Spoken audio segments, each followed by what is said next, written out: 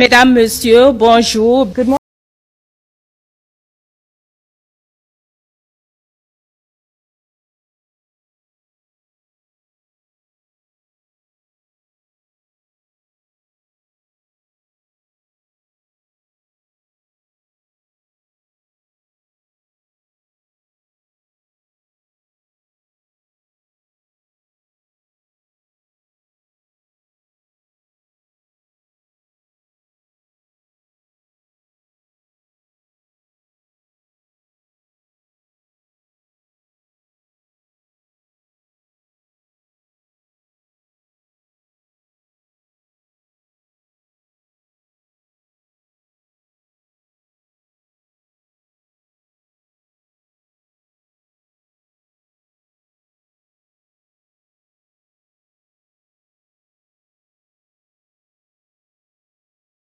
Exercise on Radio Burkina through the program Antenne Direct.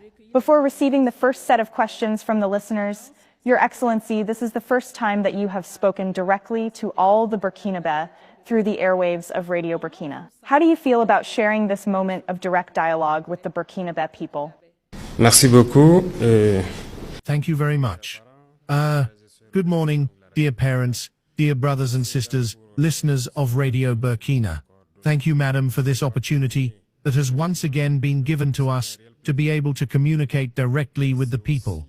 It is a real pleasure, and it is also a moment for me to be able to understand, today, at the stage we are at, the current aspirations of the people through your channels, and to be able to readjust our program, if we can put it that way.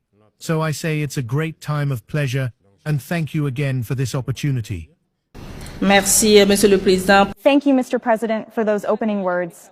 Capt.Ibrahim Traore had a conversation in the Radio Burkina, and he was trying to answer some questions from different people, from different groups, and people were really asking a lot of questions about his governance, about how he feels when he is the president of Burkina Faso, how things are, is it difficult, is it easy, about his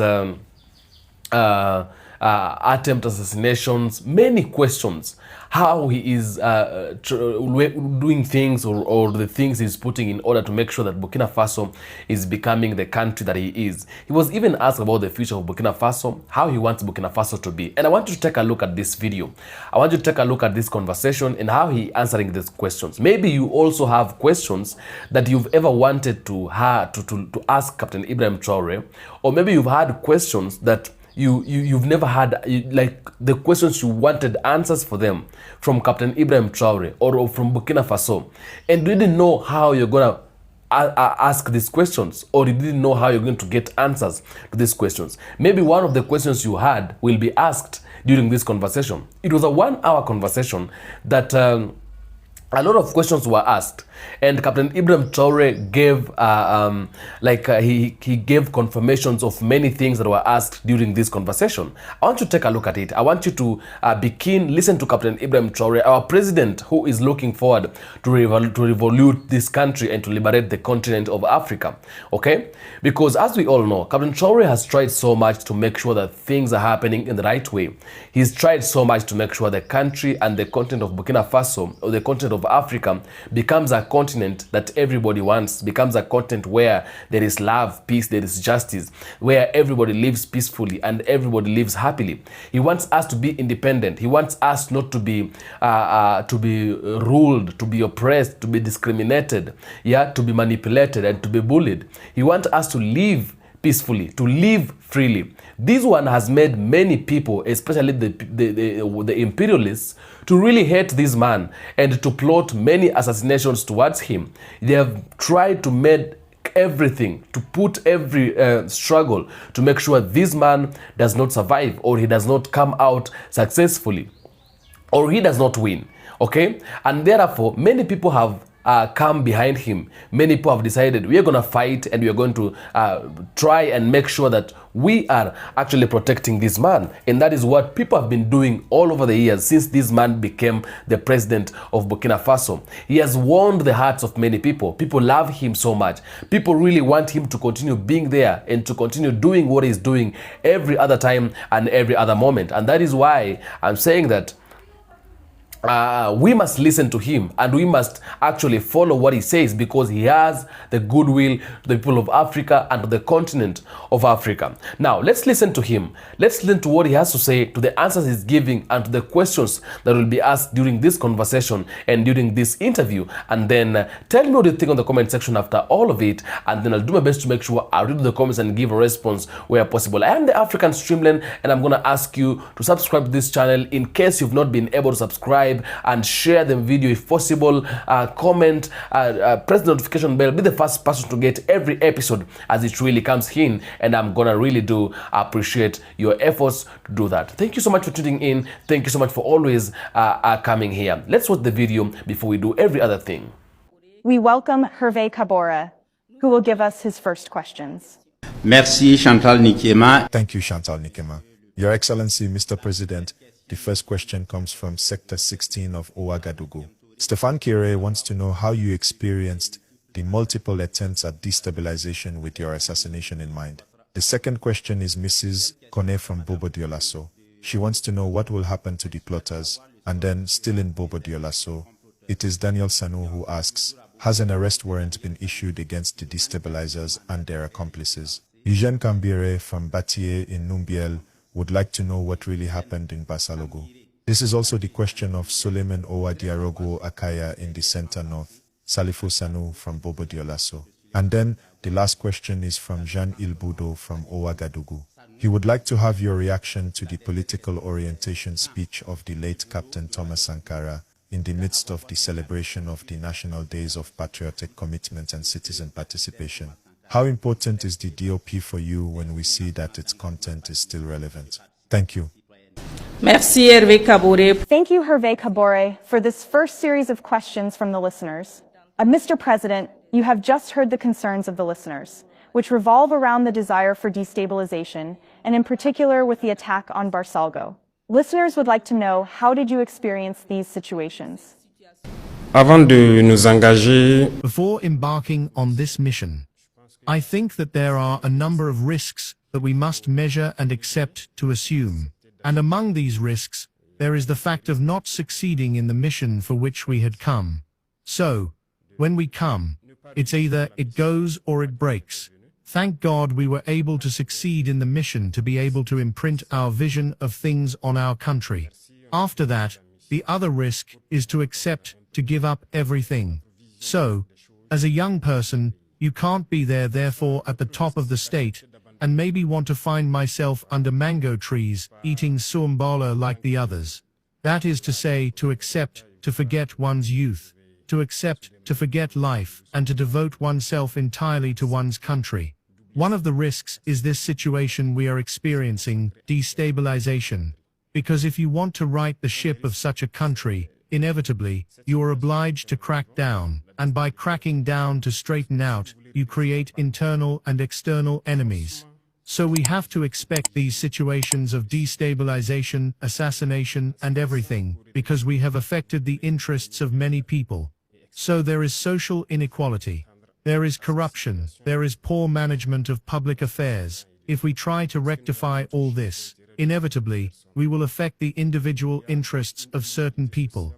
And these people very often are rich, have money, and use this to manipulate, often people poorer than them, to alienate us. In fact, that's internal. And these same people do not hesitate to coalesce with the imperialist forces that spend their time only annoying us, impoverishing us. The other point is these external forces. There are many countries today that we have on our backs, and we have no choice. We have to do it. There you go. If we want our homeland to be independent, if we want our sovereignty, if we want the Burkinabe to have enough to eat, if we want our children to go to school without paying a franc, if we want malaria, which is one of the most widespread diseases in Burkina Faso, to be treated in the future, If we want to cure our population of certain ills at 0 francs, certain dreams that we have, but we will have to make a lot of concessions, we will have to prevent certain powers from making us their enemies. So we are prepared for these situations. We experience them as normal. In fact, it doesn't shake us, it doesn't scare us. It still gives us the courage to move forward, because through these events we know that the guideline we have chosen is the best line for our homeland, for our people. So we live it like that. And the plotters, currently, we have spent 2 years raising awareness, talking, warning. People thought that we were warning too much, but it was necessary for the Burkinabe to see for themselves how far some Burkinabe can go against the homeland. If we had started to crack down in a certain way from the beginning, it is not obvious that you yourselves would understand us. Captain Thomas Sankara was misunderstood at some point, perhaps because they started strong. But it was necessary to let the people see, to understand what these plotters are, to communicate with the people. Today I think people have understood a lot. L'auditeur de Bobo Dioulasso. All right. The listener of Bobo Dioulasso would like to know what is the fate of these plotters. Comme nous l'avons dit, à partir de cette... As we said, from this point on, I am not going to go into details. Everyone will take responsibility. All right. If someone takes steps like that, well, they assume all the consequences. We are no longer going to advise anyone, or well, warn anyone again. On va revenir sur... Let's deal with the case of Basalogu. There is a listener who would like to know what really happened in Basalogu. Basalogu. I'm not going to go into details either, but Basalogu, I think I was personally targeted. Because Basalogu and there is a story. Basalogu and the situation in the country have a history in June 2022. You may be able to find out more on site in Basalogu afterwards. Well, I defied a lot of orders to intervene so that Basalogu wouldn't fall. And so, I sacrificed a lot of things anyway to Basalogu. This is the place for me to thank many people who supported us in our maneuver. And I think they targeted Basalogu because it was going to affect me. That's the goal. I don't want to go into certain details, but maybe one day we'll have the opportunity to talk about it. Alors, votre... All right. So your reaction to the political orientation speech of the late Captain Thomas Sankara, is this a concern of Jean Ilbudo from Ouagadougou? C'est vrai, nous avons... It's true. We have also chosen the date of October 2nd for the launch of the Patriotic Days of Patriotic Commitment. This is precisely to corroborate with the DOPs, because this discourse is a reference point. And I think that some countries far from our sub-region have used this frame of reference to develop, and they make us understand this, because they have drawn a lot of things from this discourse. And we are inspired by this news, and we adapt it to the context as well. There are certain things in his time, in 83, that can no longer be done today, but we are adapting them as we go along. Thomas Sankara was too far ahead of his time, and I think that all this means that he was not understood, because he saw things that others did not have the opportunity to see. His vision was much further ahead. But today we realize that we should have.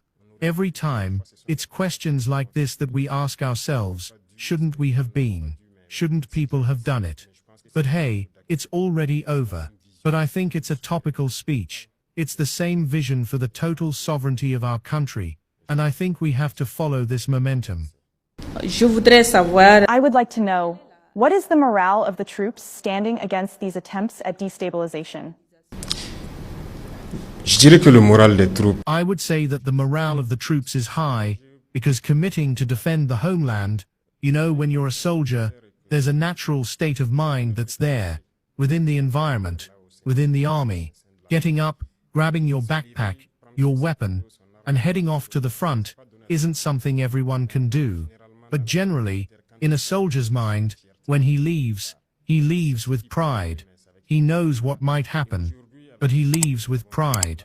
And today, with what we've put in place, what we're trying to do as an effort through supporting the people, many soldiers are truly proud to be soldiers. That's why they give their heart and soul. And with all the support that people are also giving them, I think that can only boost morale. It's true that these destabilizing situations don't affect them, but it gives them even more courage to fight. They understand better why they must fight for their homeland. They know very well that it's not for nothing that they're trying to destabilize us.